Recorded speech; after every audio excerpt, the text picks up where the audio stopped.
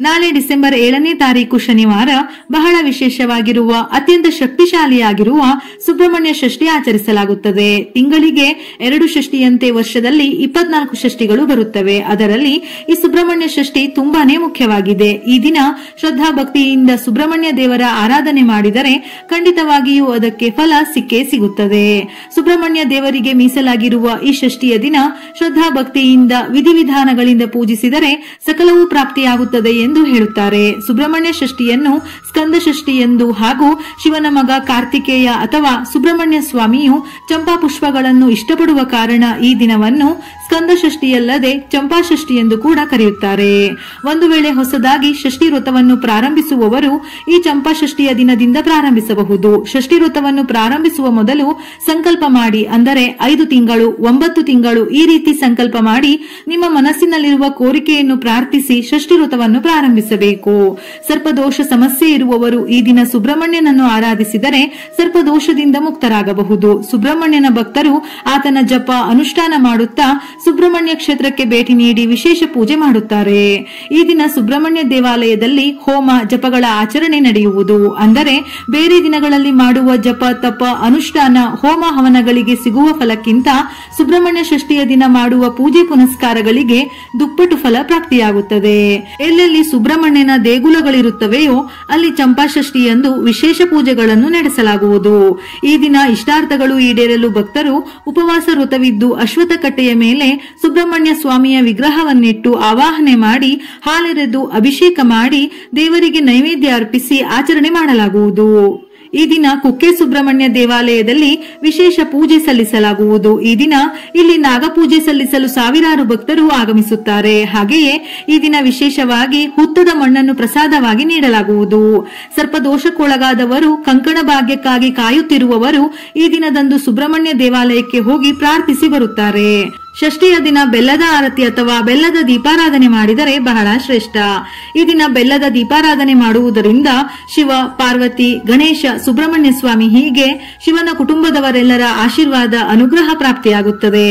ಹಿತ್ತಾಳೆಯ ತಟ್ಟೆ ಅಥವಾ 2 ಬಾಳೆಯ ಎಲೆ ಅಥವಾ ಹಾಳೆಯ ತಟ್ಟೆಗೆ 5 ಹಿಡಿ ಅಕ್ಕಿಯನ್ನು ಹಾಕಿ ಅಕ್ಕಿಯ ಮೇಲೆ ಓಂ ಶ್ರೀ ಸ್ವಸ್ತಿಕ್ ಬರೆದು ಪೀಠ ಪೂಜೆಯನ್ನು ಮಾಡಿಕೊಳ್ಳಬೇಕು. ನಂತರ ಅದಕ್ಕೆ ಅರಿಶಿನ ಕುಂಕುಮ ಹೂವನ್ನು ಇಟ್ಟು ನಮಸ್ಕಾರ ಮಾಡಿ 2 ಬೆಲ್ಲದ ಅಚ್ಚನ್ನು ಅಕ್ಕಿಯ ಮೇಲೆ ಇಡಬೇಕು. ಬೆಲ್ಲದ ಅಚ್ಚಿನ 3 ಕಡೆಗೂ ಅರಿಶಿನ ಕುಂಕುಮವನ್ನು ಹಚ್ಚಿ ಮತ್ತೆ ಹೂವನ್ನು ಇಟ್ಟು ಬೆಲ್ಲದ ಅಚ್ಚಿನ ಒಳಗೆ ಕರಗಿಸಿರುವ ತುಪ್ಪವನ್ನು ಹಾಕಿ ಹತ್ತಿಯ ಬತ್ತಿಯನ್ನು ಇಟ್ಟು ದೀಪವನ್ನು ಬೆಳಗಬೇಕು. ದೀಪಕ್ಕೆ ಅರಿಶಿನ ಕುಂಕುಮ ಅಕ್ಷತೆಯನ್ನು ಇಟ್ಟು ಪೂಜೆಯನ್ನು ಮಾಡಬೇಕು. ವಿಶೇಷವಾಗಿ ಯಾವುದೇ ದೀಪಾರಾಧನೆ ಮಾಡುವ ಸಮಯದಲ್ಲಿ ದೀಪವನ್ನು ಹಚ್ಚಿದ ನಂತರ ಆ ದೀಪಕ್ಕೆ ಆರತಿಯನ್ನು ಮಾಡಿ ಪೂಜಿಸಿ ನಂತರ ದೇವರಿಗೆ ಪೂಜೆಯನ್ನು ಮಾಡಿದರೆ ಬಹಳ ಒಳ್ಳೆಯದು. ಬೆಲ್ಲದ ದೀಪಾರಾಧನೆಗೆ ತುಪ್ಪವನ್ನು ಬಳಸಿದರೆ ಬಹಳ ಶ್ರೇಷ್ಠ. ಯಾಕೆಂದರೆ ಪೂಜೆಯ ನಂತರ ಈ ಅಕ್ಕಿ ಮತ್ತು ಬೆಲ್ಲವನ್ನು ಸಿಹಿಯನ್ನಾಗಿ ತಯಾರಿಸಬೇಕು. ಹಾಗಾಗಿ ತುಪ್ಪವನ್ನೇ ಬಳಸಿದರೆ ಬಹಳ ಒಳ್ಳೆಯದು. ಈ ದೀಪಕ್ಕೆ ಕೆಂಪು ಬಣ್ಣದ ಬತ್ತಿಯನ್ನು ಬಳಸಿದರೆ ಬಹಳ ಶ್ರೇಷ್ಠ. ಒಂದು ವೇಳೆ ಇಲ್ಲವೆಂದರೆ ಹತ್ತಿಯ ಬತ್ತಿಯನ್ನು ಉಪಯೋಗಿಸಬಹುದು. ಸ್ಕಂದ ಪುರಾಣ ಸುಬ್ರಹ್ಮಣ್ಯನಿಗೆ ಸಮರ್ಪಿತವಾಗಿದ್ದು ಇದರಲ್ಲಿ ಋಷಿ ವಿಶ್ವಾಮಿತ್ರರಿಂದ ರಚಿಸಲ್ಪಟ್ಟ ಸುಬ್ರಹ್ಮಣ್ಯನ 108 ಹೆಸರುಗಳನ್ನು ಉಲ್ಲೇಖಿಸಲಾಗಿದೆ. ಷಷ್ಠಿ ತಿಥಿಯಂದು ಸ್ವಾಮಿಯ ದರ್ಶನ ಪಡೆದ ನಂತರ ಸ್ಕಂದ ಪುರಾಣ ಓದುವುದು ಮಂಗಳಕರವೆಂದು ಹೇಳುತ್ತಾರೆ. ಅಲ್ಲದೆ ಪಾಪಗಳಿಂದ ಮುಕ್ತಿ ದೊರೆತು ಸಂತೋಷದ ದಿನಗಳು ಪ್ರಾರಂಭವಾಗುತ್ತದೆ. ಕಂಕಣ ಭಾಗ್ಯ ಕೋರಿ ಈ ದಿನ ಪ್ರಾರ್ಥನೆ ಮಾಡಲಾಗುವುದು. ಕೆಲವರಿಗೆ ವಯಸ್ಸು ಮೀರುತ್ತಿದ್ದರೂ ಮದುವೆ ಭಾಗ್ಯ ಕೂಡಿ ಬರುವುದಿಲ್ಲ. ಈ ದಿನದಂದು ಸುಬ್ರಹ್ಮಣ್ಯನ ಕ್ಷೇತ್ರಕ್ಕೆ ಬಂದು ಪೂಜೆ ಸಲ್ಲಿಸಿ ಹೋದರೆ ಕಂಕಣ ಭಾಗ್ಯ ಕೂಡಿ ಬರುತ್ತದೆ ಎನ್ನುವ ನಂಬಿಕೆ. ಕೆಲವರ ವೈವಾಹಿಕ ಜೀವನದಲ್ಲಿ ಕೆಲವು ಸಮಸ್ಯೆಗಳಿರುತ್ತದೆ. ಈ ಸಮಸ್ಯೆ ಬಗೆಹರಿಯಲು ಚಂಪಾ ಷಷ್ಠಿಯಂದು ಸುಬ್ರಹ್ಮಣ್ಯ ಕ್ಷೇತ್ರಕ್ಕೆ ಬಂದು ವಿಶೇಷ ಪೂಜೆ ಸಲ್ಲಿಸಲಾಗುವುದು. ಇವುಗಳ ಜೊತೆಯಲ್ಲಿ ವೈವಾಹಿಕ ಜೀವನ ಉತ್ತಮವಾಗಿರಲು ಕಾತ್ಯಾಯಿನಿ ದೇವಿಯನ್ನು ಆರಾಧನೆ ಮಾಡಿ. ಓಂ ಹ್ರೀಂ ಕಾತ್ಯಾಯಿನಿ ಸ್ವಾಹ ಈ ಮಂತ್ರವನ್ನು 21 ಬಾರಿ ಜಪಿಸಬೇಕು. ಸ್ಕಂದ ಷಷ್ಠಿಯ ವ್ರತವನ್ನು ಆಚರಿಸುವುದರಿಂದ ಕಾಮ, ಕ್ರೋಧ, ಮೋಹ, ಅಹಂಕಾರಗಳಿಂದ ಮುಕ್ತಿ ಪಡೆದು ಸನ್ಮಾರ್ಗ ಪ್ರಾಪ್ತಿಯಾಗುತ್ತದೆ ಎಂದು ಶಾಸ್ತ್ರಗಳಲ್ಲಿ ಉಲ್ಲೇಖಿಸಲಾಗಿದೆ. ಜ್ಯೋತಿಷ್ಯ ಶಾಸ್ತ್ರದ ಪ್ರಕಾರ ಕಾರ್ತಿಕೇಯನು ಷಷ್ಠಿ ತಿಥಿಯ ಮತ್ತು ಮಂಗಳದ ಅಧಿಪತಿ. ಜಾತಕದಲ್ಲಿ ಮಂಗಳ ದೋಷ ಇದ್ದವರು ಈ ದಿನದಂದು ಉಪವಾಸ ಮಾಡುವುದರಿಂದ ಒಳ್ಳೆಯ ದಿನಗಳನ್ನು ಕಾಣುವುದರ ಜೊತೆಗೆ ಮಾಡಿದ ಕೆಲಸಗಳಲ್ಲಿ ಯಶಸ್ಸು ಯಶಸ್ಸು ಸಿಗುತ್ತದೆ. ಅಪಾರ ಸಂಪತ್ತನ್ನು ಪಡೆಯಲು ಈ ದಿನ ತಾಯಿ ಕಾತ್ಯಾಯನಿಗೆ ದಾಳಿಂಬೆ ಹೂವುಗಳನ್ನು ಅರ್ಪಿಸಿ ಪೂಜೆಯನ್ನು ಮಾಡಬೇಕು. ಇದರಿಂದ ಸುಬ್ರಹ್ಮಣ್ಯ ಮತ್ತು ಕಾತ್ಯಾಯಿನಿ ದೇವಿಯ ವಿಶೇಷ ಆಶೀರ್ವಾದವನ್ನು ಪಡೆಯಬಹುದು. ಕುಟುಂಬದ ಸ್ಥಾನ ಮಾನ ಪ್ರತಿಷ್ಠೆಯನ್ನು ಕಾಪಾಡಿಕೊಳ್ಳಲು ಬಯಸಿದರೆ ಇಂದು ಸುಬ್ರಹ್ಮಣ್ಯ ಸ್ವಾಮಿಯನ್ನು ದಕ್ಷಿಣಾಭಿಮುಖವಾಗಿ ಕುಳಿತು ಧ್ಯಾನಿಸಬೇಕು. ತುಪ್ಪದ ದೀಪವನ್ನು ಬೆಳಗಿಸಬೇಕು. ಸಾಧ್ಯವಾದರೆ ಇಂದು ರಾತ್ರಿ ಅಖಂಡ ದೀಪವನ್ನು ಬೆಳಗಿಸಿದರೆ ತುಂಬಾ ಒಳ್ಳೆಯದು.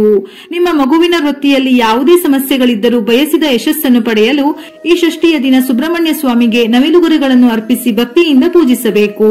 ಸುಬ್ರಹ್ಮಣ್ಯ ಷಷ್ಠಿ ದಿನದಂದು ಉಪವಾಸ ವ್ರತ ಮಾಡಿ ಪೂಜೆ ಮಾಡುವುದರಿಂದ ಸಂತಾನ ಭಾಗ್ಯ ಲಭಿಸುವುದು. ಅಲ್ಲದೆ ಜಾತಕ ದೋಷ, ಶತ್ರು ಸಂಬಂಧಿತ ಸಮಸ್ಯೆಗಳಿಂದ ಮುಕ್ತರಾಗಲು ಚಂಪಾ ಷಷ್ಠಿಯ ಆಚರಣೆ ಬಹಳ ಮಹತ್ವವಾಗಿದೆ. ಈ ದಿನ ಮಾಡುವ ದಾನಕ್ಕೆ ಬಹಳ ಪುಣ್ಯ ಪ್ರಾಪ್ತಿಯಾಗುತ್ತದೆಯಂತೆ. ಹಾಗಾಗಿ ನಿಮ್ಮ ಕೈಲಾದಷ್ಟು ಅಕ್ಕಿ, ಬೆಲ್ಲವನ್ನು ದೇವಸ್ಥಾನ ಅಥವಾ ಅವಶ್ಯ ಇರುವವರಿಗೆ ದಾನ ಮಾಡಿ. ಇದರ ಜೊತೆಯಲ್ಲಿ ಈ ದಿನ ಹಣ್ಣು, ತರಕಾರಿಗಳನ್ನು ಸಹ ದಾನವಾಗಿ ನೀಡಬಹುದು. ಸುಬ್ರಹ್ಮಣ್ಯ ಷಷ್ಠಿಯ ದಿನ ಶ್ರದ್ಧಾ ಭಕ್ತಿಯಿಂದ ಉಪವಾಸ ವ್ರತ ಆಚರಣೆ ಮಾಡುವುದರಿಂದ ಕುಜದೋಷದ ಪರಿಹಾರ, ಮದುವೆ ವಿಳಂಬವಾಗಿದ್ದರೆ ಶೀಘ್ರವೇ ಕಂಕಣ ಭಾಗ್ಯ ಕೂಡಿ ಬರುತ್ತದೆ, ಸರ್ಪದೋಷ ನಿವಾರಣೆ ಆಗಲಿದೆ. ಉದ್ಯೋಗದಲ್ಲಿ ಪ್ರಗತಿ ಇಲ್ಲ, ಮಕ್ಕಳಾಗಿಲ್ಲ, ವ್ಯಾಪಾರ ಸರಿ ಹೋಗುತ್ತಿಲ್ಲ, ಹೀಗೆ ಜೀವನದಲ್ಲಿ ಅನೇಕ ಸಮಸ್ಯೆಗಳನ್ನು ಎದುರಿಸುತ್ತಿದ್ದರೆ ನೀವು ಸರ್ಪದೋಷ ನಿವಾರಣೆಗೆ ಪೂಜೆ ಮಾಡಿದರೆ ಎಲ್ಲಾ ಸಮಸ್ಯೆ ದೂರವಾಗುವುದು. ಹಾಗಾಗಿ ಈ ದಿನ ಸುಬ್ರಹ್ಮಣ್ಯ ಕ್ಷೇತ್ರಕ್ಕೆ ಹೋಗಿ ಆಶ್ಲೇಷ ಬಲಿ ಪೂಜೆ ಮಾಡಿದರೆ ಸರ್ಪದೋಷ ನಿವಾರಣೆ ಆಗುವುದು. ವಿಶೇಷವಾಗಿ ಸುಬ್ರಹ್ಮಣ್ಯ ಸ್ವಾಮಿಯ ಪೂಜೆಗೆ ಆಡಂಬರಕ್ಕಿಂತ ನಂಬಿಕೆ, ಶುದ್ಧತೆ ಬಹಳ ಮುಖ್ಯ. ಆಶ್ಲೇಷ ಬಲಿ, ಸರ್ಪ ಸಂಸ್ಕಾರ ಇನ್ನಿತರ ನಾಗದೇವರಿಗೆ ಸಂಬಂಧಪಟ್ಟ ಪೂಜೆಗಳನ್ನು ಸುಬ್ರಹ್ಮಣ್ಯ ಸ್ವಾಮಿಯ ಕ್ಷೇತ್ರವಾದ ಕುಕ್ಕೆ ಸುಬ್ರಹ್ಮಣ್ಯ ದೇವಸ್ಥಾನದಲ್ಲಿಯೇ ವಿಧಿವಿಧಾನಗಳಿಂದ ಮಾಡಿಸಿದರೆ ಉತ್ತಮ ಫಲ ಪ್ರಾಪ್ತಿಯಾಗುತ್ತದೆ. ಕುಕ್ಕೆ ಸುಬ್ರಹ್ಮಣ್ಯ ದೇವಸ್ಥಾನದಲ್ಲಿ ಸಾಮೂಹಿಕವಾಗಿಯೂ ಅಲ್ಲದೆ ಪ್ರತಿಯೊಂದು ಕುಟುಂಬಕ್ಕೂ ಬೇರೆ ಬೇರೆಯಾಗಿಯೇ ಎಲ್ಲಾ ತರಹದ ಪೂಜೆಗಳನ್ನು ವಿಶೇಷ ಸಂಕಲ್ಪದೊಂದಿಗೆ ಶಾಸ್ತ್ರೋಕ್ತವಾಗಿ ಮಾಡಿಕೊಡುತ್ತಾರೆ. ಕ್ಷೇತ್ರದಲ್ಲೇ ಪೂಜೆಯನ್ನು ಮಾಡಿಸುವುದರಿಂದ ಉತ್ತಮ ಫಲಗಳು ಬಹುಬೇಗ ಸಿಗುತ್ತದೆ ಎಂದು ನಮ್ಮ ಹಿರಿಯರು ಹೇಳುತ್ತಾರೆ. ಈ ದಿನ ಸುಬ್ರಹ್ಮಣ್ಯ ದೇವಸ್ಥಾನದಲ್ಲಿ ವಿಶೇಷ ಪೂಜೆ ನಡೆಯುತ್ತದೆ. ದೇವಸ್ಥಾನದಲ್ಲಿರುವ ನಾಗರ ಕಲ್ಲುಗಳಿಗೆ ಪೂಜೆ ಮಾಡುತ್ತಾರೆ. ಮನೆಯ ಹತ್ತಿರ ಹುತ್ತ ಇದ್ದರೆ ಅದಕ್ಕೆ ಅರಿಶಿನ, ಕುಂಕುಮ ಹಾಕಿ ಹಾಲು ಎರೆಯುತ್ತಾರೆ. ಒಟ್ಟಿನಲ್ಲಿ ನಾಗಪ್ಪನನ್ನು ಸಂತೃಪ್ತಿಪಡಿಸಬೇಕೆಂಬ ನಂಬಿಕೆ. ಯಾವುದನ್ನು ಮಾಡಲು ಸಾಧ್ಯವಿಲ್ಲವೆಂದಾದರೆ ಸುಬ್ರಹ್ಮಣ್ಯ ಸ್ವಾಮಿಯ ಅಷ್ಟೋತ್ತರವನ್ನು ಓದಿ ತುಪ್ಪದ ದೀಪವನ್ನು ಬೆಳಗಿ ನಿಮ್ಮ ಮನಸ್ಸಿನಲ್ಲಿರುವ ಕೋರಿಕೆಗಳನ್ನು ಪ್ರಾರ್ಥಿಸಿ ಸುಬ್ರಹ್ಮಣ್ಯ ಸ್ವಾಮಿಯ ಅನುಗ್ರಹವನ್ನು ಪಡೆಯಿರಿ. ವಿಡಿಯೋ ಇಷ್ಟ ಆಗಿದ್ದಲ್ಲಿ ಮರೆಯದೆ ಲೈಕ್ ಮಾಡಿ. ಹೆಚ್ಚಿನ ಮಾಹಿತಿಗಳಿಗಾಗಿ ನಮ್ಮ ಫೇಸ್ಬುಕ್ ಪೇಜ್ ಅನ್ನು ಫಾಲೋ ಮಾಡಿ. ಇದೇ ರೀತಿಯ ಮನಮುಟ್ಟುವ ಉಪಯುಕ್ತ ಮಾಹಿತಿಗಳಿಗಾಗಿ ಮತ್ತೆ ಭೇಟಿಯಾಗೋಣ.